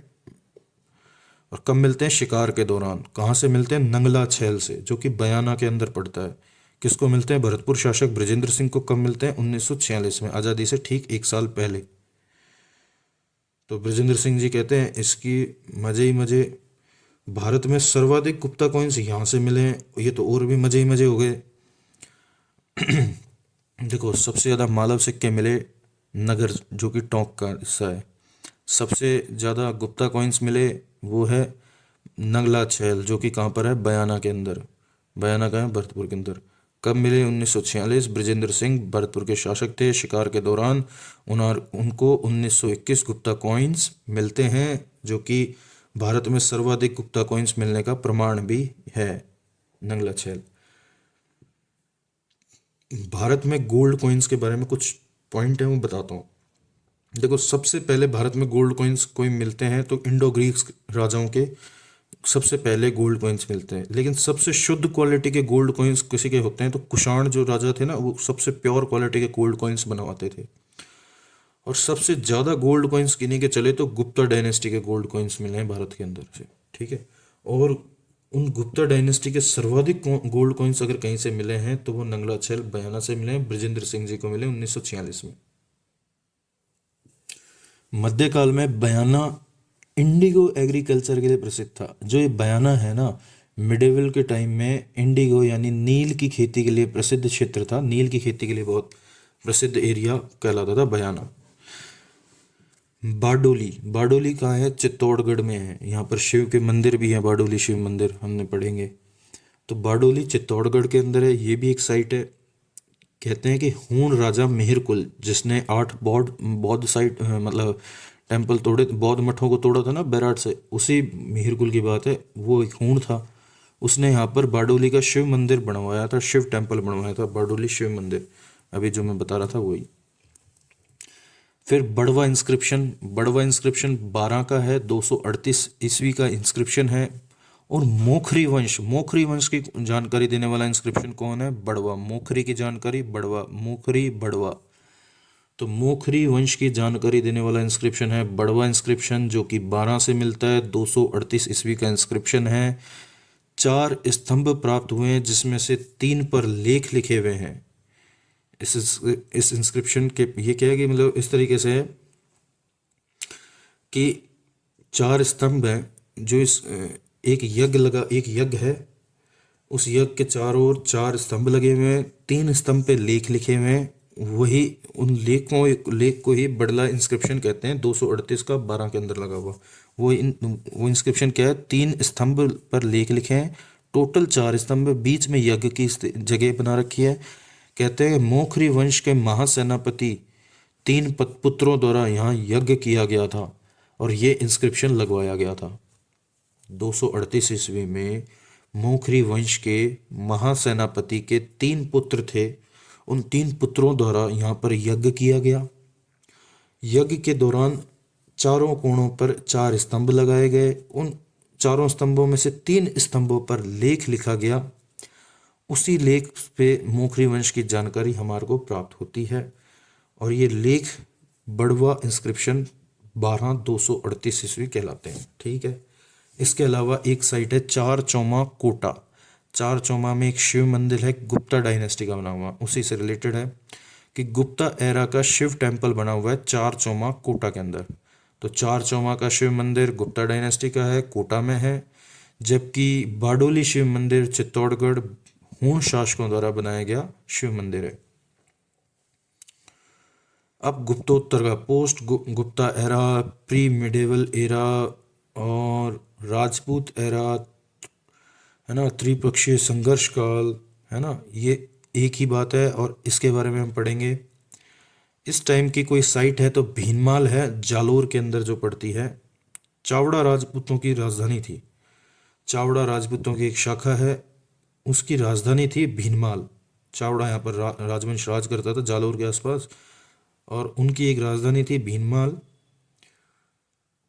ठीक है। बसंतगढ़ इंस्क्रिप्शन है, मिलता है सिरोही से 625 ईस्वी का। बसंतगढ़ शिलालेख 625 ईस्वी सिरोही से मिलता है। ये चावड़ा वंश की जानकारी देने वाला शिलालेख है, इंस्क्रिप्शन है। चावड़ा शासन काल में हुएनसांग भीनमाल की यात्रा की थी तथा उसने भीनमाल को पीलो मोलो तथा बैराट को पीलो योतोलो कहा था। पीलो मोलो किसको कहा? भीनमाल को। और पीलो योतोलो किसे कहा? बैराट को। पीलो कॉमन है और दोनों में बीच में राजस्थान कॉमन है, तो मेरे हिसाब से पीलो का मतलब राजस्थान और पीलो का मोलो तो है, मोलो है भीनमाल, और योतोलो है, देख हमारी भाषा मालवर साइड में कहते हैं यो तेरो यो मेरो। तो मोलो पीलो भीनमाल को और यो तोलो बैराट को। तो दो दोस्त हैं, एक का नाम है भीनमाल और एक का नाम है बैराट।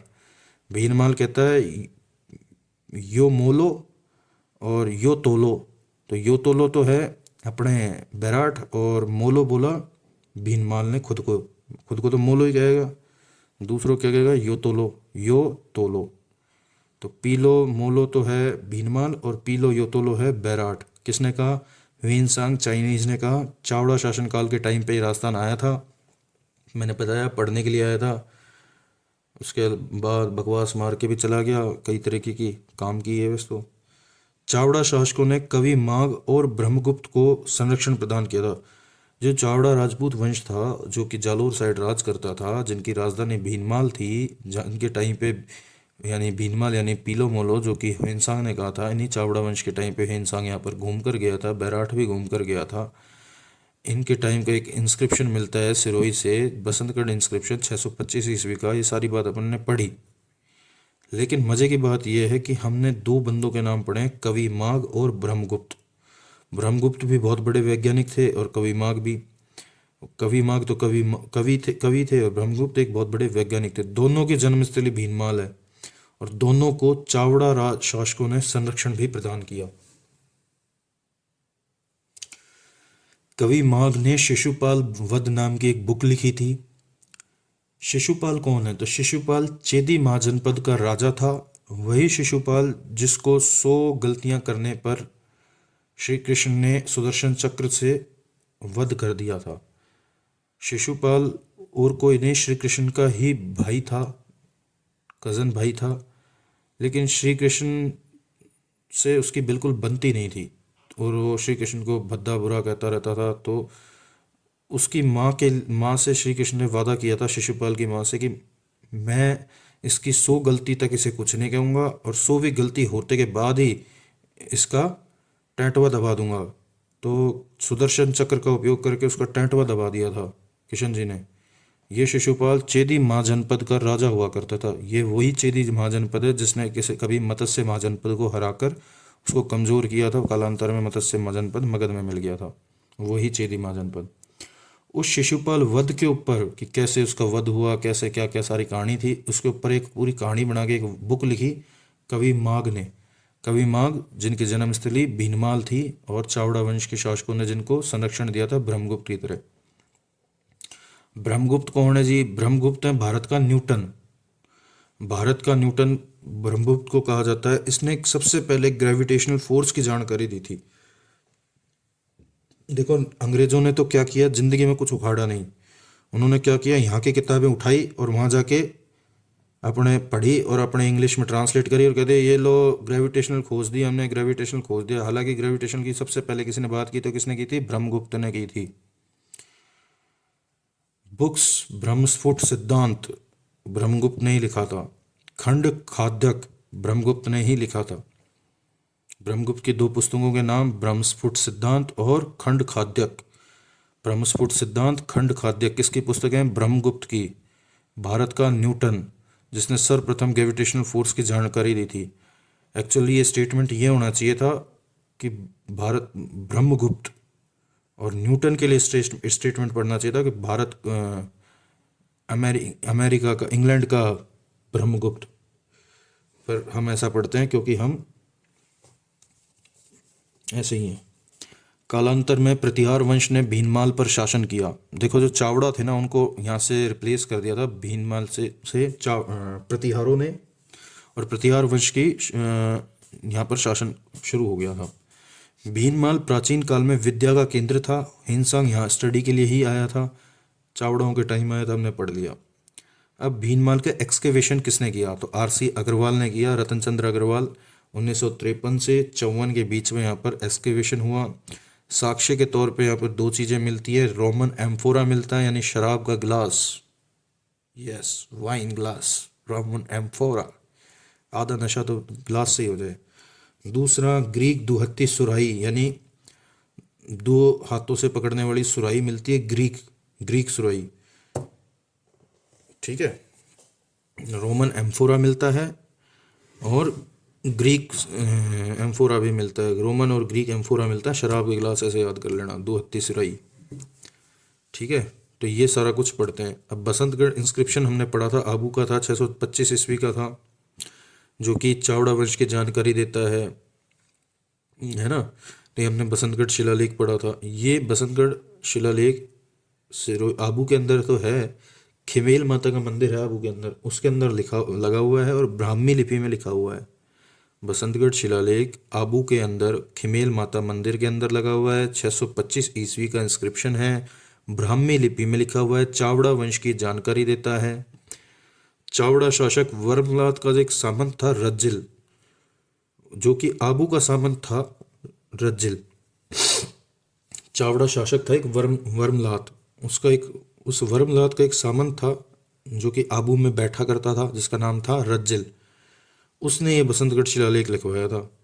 राजस्थान में सामंती व्यवस्था की जानकारी देने वाला प्रथम अभिलेख है। मतलब राजस्थान में सामंत व्यवस्था की कोई जानकारी कहीं से मिलती है हमारे को सबसे पहली बार, तो कि सबसे पहले सामंती व्यवस्था कहाँ पर रही और राजस्थान में किस तरीके की किसने करी होगी, तो उसकी जानकारी कोई हमारे को देता है। सामंती व्यवस्था की सबसे पहली जानकारी कोई देता है तो बसंतगढ़ शिलालेख है, जो कि खिमेल माता मंदिर में लगा हुआ है, 625 ईस्वी का है। चावड़ा वंश की शासकों की जानकारी देता है, ब्राह्मी लिपि में आबू के अंदर है। चावड़ा शासक वर्मलात का एक आबू का सामंत था जिसका नाम था रज्जिल, उसने इसको लगवाया था। इस शिलालेख में राजस्थानी द्वितीय शब्द मिलता है, इंपॉर्टेंट। राजस्थानी द्वितीय शब्द किस शिलालेख में मिलता है? बसंतगढ़ शिलालेख, 625 ईस्वी, ब्राह्मी लिपि, चावड़ा वंश, खिमेल माता मंदिर, आबू, वर्मलात के सामंत रज्जिल, आबू, सामंती व्यवस्था की पहली जानकारी, राजस्थानी द्वितीय शब्द मिला। सर्वप्रथम राजस्थान शब्द प्रयोग करने वाला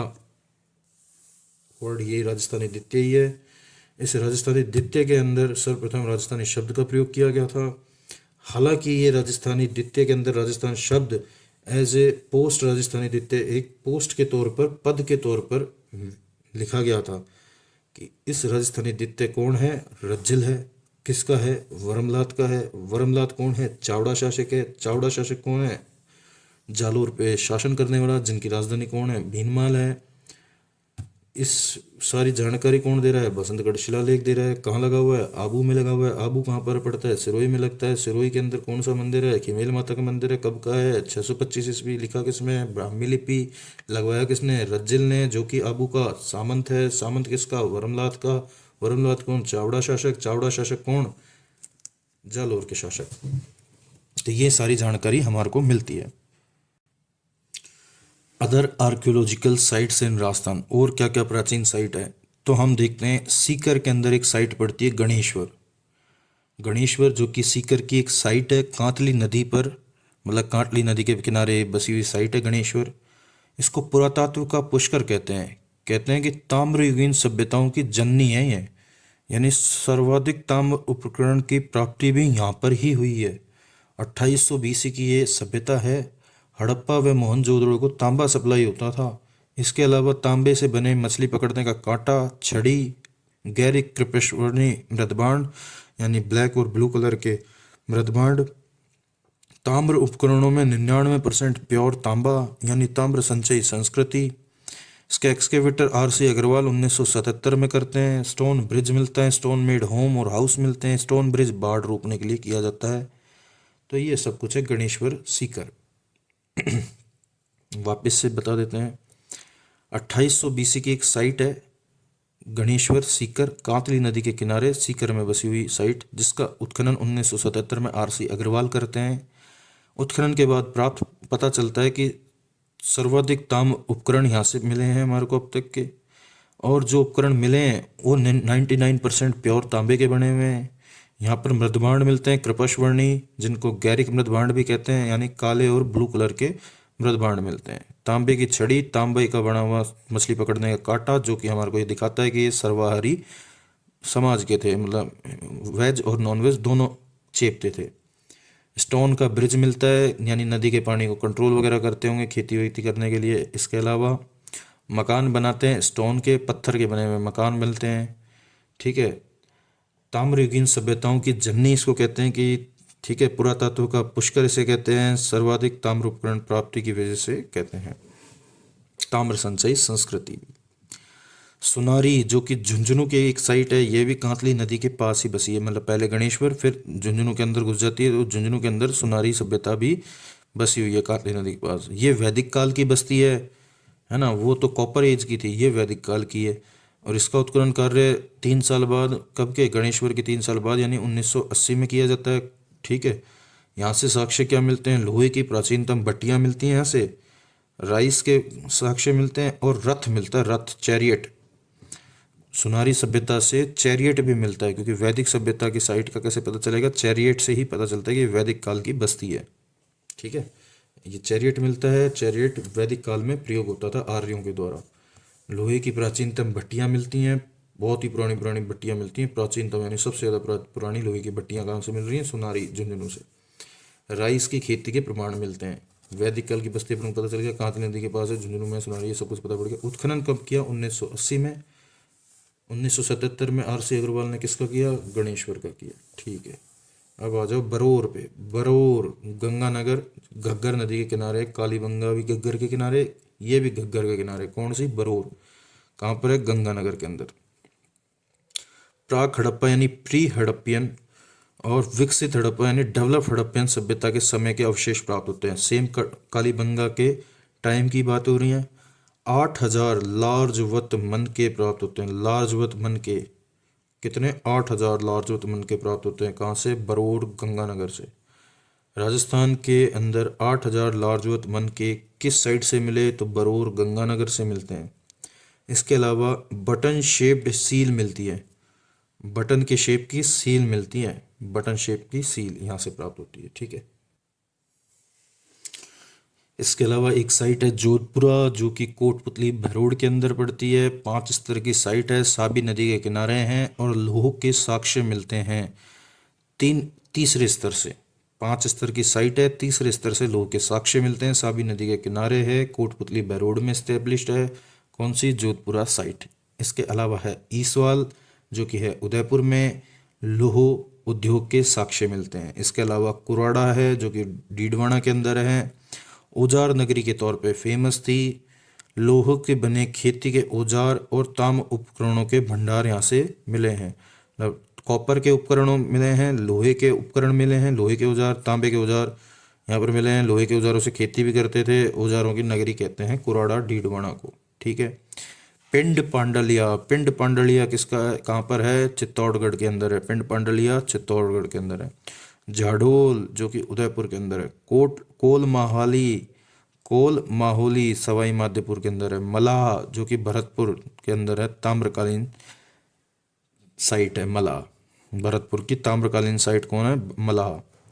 ये घना पक्षी विहार अभ्यारण्य से मिली है साइट, मतलब घना पक्षी विहार है भरतपुर के अंदर, वहां से एक साइट मिली है मल्हा साइट जो कि ताम्रकालीन साइट है। फिर है एलाना, एलाना मिली है जालोर से। फिर उसके अलावा जयपुर से मिली है 4 साइटें, नंदलालपुरा, नलियासर, किराड़ोत, चीथवाड़ी। नंदलालपुरा, नलियासर, किराड़ोत, चीथवाड़ी। नंदलालपुरा, नलियासर, किराड़ोत, चीथवाड़ी। नंदलालपुरा, नलियासर, किराड़ोत, चीथवाड़ी। ये चारों साइट कहाँ से मिली है? जयपुर से। जयपुर से हमारे को गुलाबी कलर के मृदभांड प्राप्त होते हैं।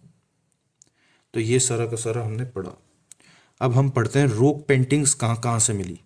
तो देखो रॉक पेंटिंग्स क्या होती हैं, पहले तो ये पता होना चाहिए। पत्थर, रॉक यानी पत्थर, पत्थर पे बनी हुई पेंटिंग को रॉक पेंटिंग कहते हैं। रॉक पेंटिंग्स हमें कहाँ कहाँ से मिली? तो सीकर के अंदर है एक जगह है सोहनपुरा, सोहनपुरा सीकर से हमारे को रॉक पेंटिंग मिली। इसके अलावा अलवर में 2 जगह हैं, हरसोरा और डडीकर, हरसोरा और डडीकर। इन हरसोरा और डडीकर से जो कि अलवर में है, यहाँ से भी हमारे को रॉक पेंटिंग्स मिलती हैं। जो डडीकर है अलवर का, यहाँ से हमारे को 7,000 साल पुरानी रॉक पेंटिंग्स भी मिलती हैं। मतलब आज से 7,000 साल पहले की बनी हुई कोई रॉक पेंटिंग है तो वो कहाँ मिलेगी? अलवर आ जाओ, डडीकर में वहाँ मिल जाएगी। बाहर मैगी का नाश्ता मिलेगा और बढ़िया चाय मिलेगी, ऐश करो। कन्यादह, कन्यादह कहाँ पर पड़ता है? बारां, बारां एक डिस्ट्रिक्ट है, उसके अंदर कन्यादह नाम की जगह है जहाँ से रॉक पेंटिंग मिलती है। फिर बूंदी का गरदड़ा नाम की जगह है, बूंदी के अंदर गरदड़ा, वहाँ से देश की फर्स्ट बर्ड राइडर पेंटिंग भी मिलती है। पत्थर की तो बनी हुई है पर बर्ड राइडर पेंटिंग, देश की पहली बर्ड राइडर पेंटिंग कहाँ से मिलती है? तो गरदड़ा बूंदी से मिलती है। आलणिया, आलणिया कहाँ पड़ता है? कोटा के अंदर, जिसकी खोज जगत नारायण ने करी थी। आलणिया कोटा की खोज जगत नारायण ने करी थी। गरदड़ा बूंदी से देश की पहली बर्ड राइटर पेंटिंग मिलती है। कन्यादय पड़ता है बारां के अंदर, सोहनपुरा पड़ता है सीकर के अंदर, डडीकर और हरसोरा अलवर में पड़ते हैं, जिसमें से डडीकर के अंदर से 7,000 वर्ष पुरानी भी रॉक पेंटिंग मिलती है। इन सभी क्षेत्रों से क्या मिल रही है? रॉक पेंटिंग मिल रही है। ठीक है, अब 15 हमने वो पढ़े थे। इसके अलावा 16वां, जैसे चीथवाड़ी, किराड़ोट, नलियासन, नंदलालपुरा, ये तो जयपुर के अंदर है। बीच में हमने रॉक पेंटिंग्स का पढ़ लिया। अब हम 16वां पढ़ते हैं। 16वीं साइट है लाछुरा। तो लाछुरा साइट कहाँ पड़ती है? भीलवाड़ा में पड़ती है जी। और B.R. मीणा ने 1998 के अंदर इसका उत्खनन कार्य किया था। लाछुरा साइट भीलवाड़ा में पड़ती है, लाछुरा, और 1998 के अंदर B.R. मीणा जी ने इसका उत्खनन कार्य किया था। फिर भीलवाड़ा के शाहपुरा में एक साइट और पड़ती है जहाजपुर। जहाजपुर साइट महाभारत कालीन शिलालेख पाए गए हैं। महाभारत काल का शिलालेख कहाँ पर मिला है? जहाजपुरा के एक से मिला है, जो कि शाहपुरा भीलवाड़ा के अंदर है। फिर है कि गुराड़ा, गुरारा, गरदड़ा नहीं, गरदड़ा तो बूंदी में देश की फर्स्ट बर्ड रॉक पेंटिंग मिली थी, है ना, बर्ड राइडर रॉक पेंटिंग। गरारा, गरारा सभ्यता है। गरारा सभ्यता कहाँ है? नीम का थाना सीकर। देखो नीम का थाना सीकर, गरारा एक सभ्यता है। गणेश्वर भी है, आगे सोनारी भी है। ठीक है, तो गरारा सभ्यता नीम का थाना सीकर से मिली। यहाँ से हमारे को 2744 पंचमार्क सिल्वर कॉइन मिलते हैं।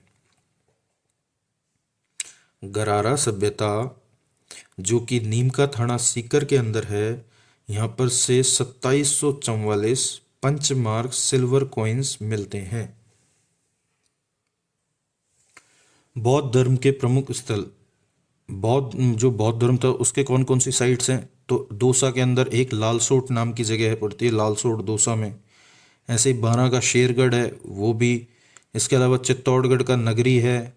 इसके अलावा सांबर झील है, उस एरिया के अंदर नलियासर नाम की एक साइट है।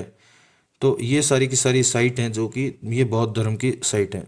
नलियासर जो कि सांबर झील जयपुर के आसपास का क्षेत्र में है। नगरी जो कि चित्तौड़गढ़ क्षेत्र के अंदर पड़ रही है। इसके अलावा शेरगढ़ है जो कि बारां क्षेत्र में पड़ रही है। लालसोट है जो कि दौसा क्षेत्र में मिल रही है। ये प्रमुख बौद्ध साइट्स हैं।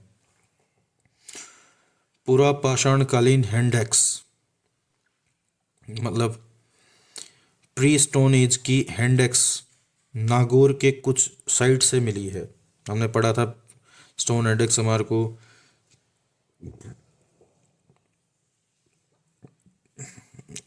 इंद्रगढ़ और जयपुर से मिली है हमारे को, है ना। तो इसी तरीके से नागौर से भी हमारे को पूरा पाषाणकालीन हैंडेक्स मिली है। कौन कौन सी जगह से मिली है? एक है सिंधी तालाब, सिंधी तालाब है नागौर के अंदर। कहाँ? पहला क्वेश्चन तो यही है कि सिंधी तालाब कहाँ है, तो नागौर के अंदर है।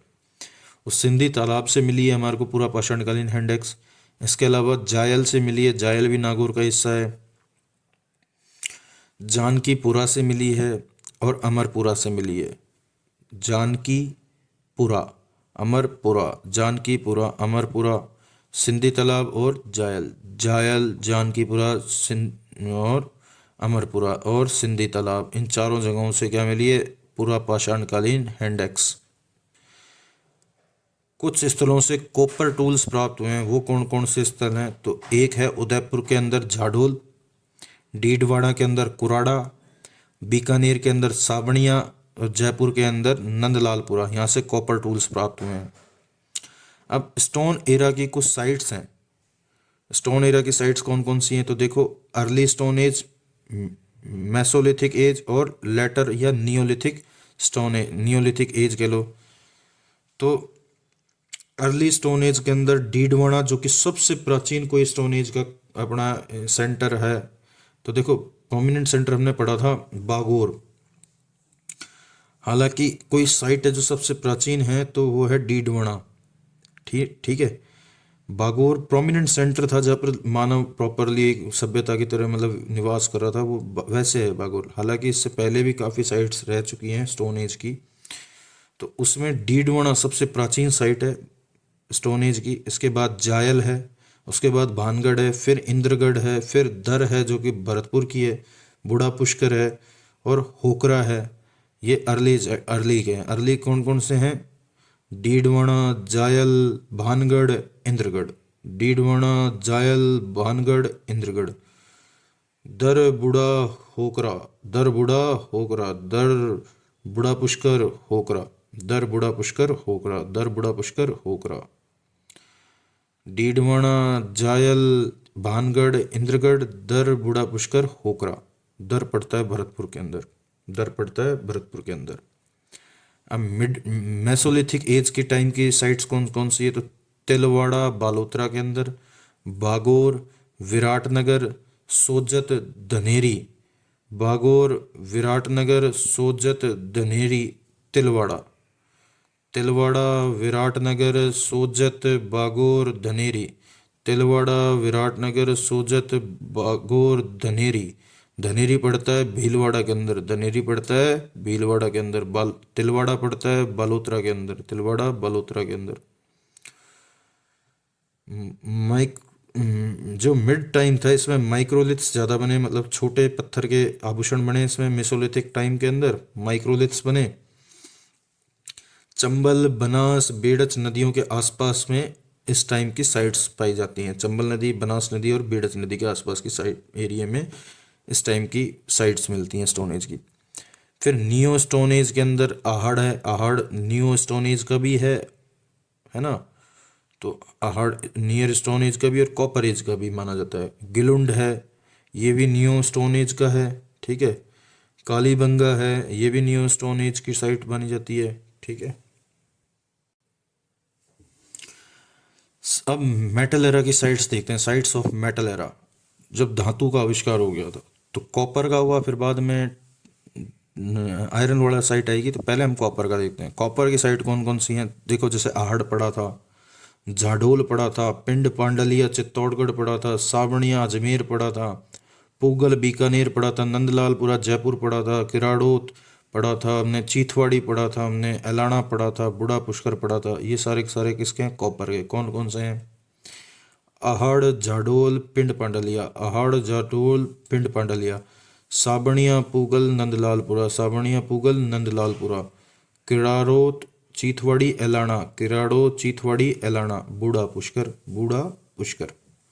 आहड़, झाडोल, पिंड पांडलिया। आहड़, झाडोल, पिंड पांडलिया। साबणिया, पूगल, नंदलालपुरा। साबणिया, पूगल, नंदलालपुरा। किराड़ो चीथवाड़ी एलाना, किराड़ो चीथवाड़ी एलाना, किराड़ो चीथवाड़ी एलाना, बूढ़ा पुष्कर। ये टोटल 10 साइट और हैं जो कॉपर एरा की हैं।